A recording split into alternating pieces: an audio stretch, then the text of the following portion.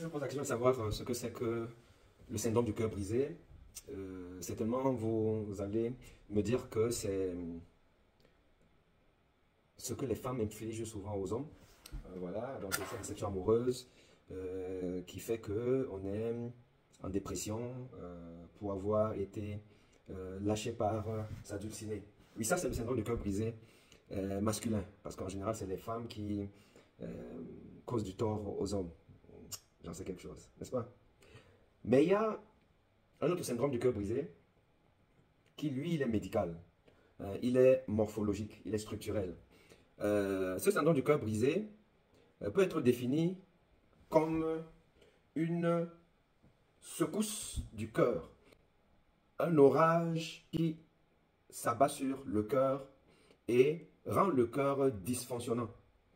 Et ce dysfonctionnement du cœur consiste généralement à diminuer la contractilité d'une partie du muscle cardiaque, diminuer la fonction globale du muscle cardiaque, donc qui consiste à pomper le sang dans tout l'organisme, à cause donc d'une partie qui est provisoirement morte. Provisoirement morte parce qu'en fait, ce syndrome du cœur brisé n'est pas définitif, il est réversible.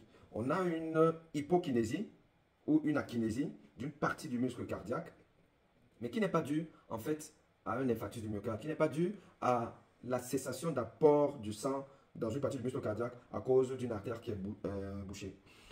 En d'autres termes, je vous parle du syndrome de Takotsubo. Takotsubo, c'est un terme japonais qui a été décrit, cette maladie, par Hikaru Sato en 1990, qui a mis en évidence cette léthargie du muscle cardiaque, cette baisse de la contractilité du muscle cardiaque, généralement dans un contexte de stress.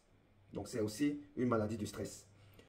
Un dysfonctionnement qui est déclenché par un événement psycho-émotionnel, voilà, traumatique, émotionnellement parlant, et avec mobilisation du système sympathique, l'adrénaline notamment, qui va donc agir comme booster de cette baisse importante, cette dépression importante de la force contractile du muscle cardiaque.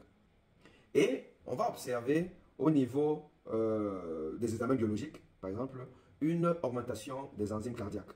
La troponine peut augmenter, le BNP peut augmenter. Notamment, on va avoir à l'électrocardiogramme des troubles de la repolarisation à type de sus-décalage ou sous-décalage du segment ST.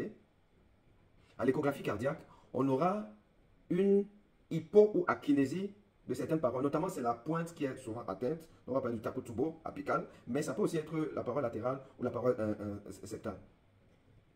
Et avec des signes donc de dysfonction ventriculaire gauche. Voilà, donc un essoufflement, des signes congestifs, des crépitants.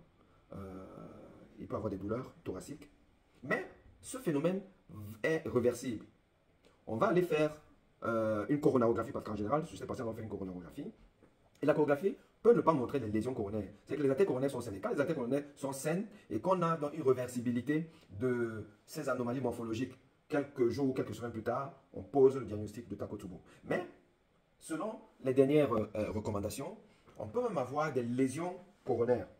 On peut avoir des sténoses de certaines artères coronaires, mais sans que ce ne soit en fait des artères coupables.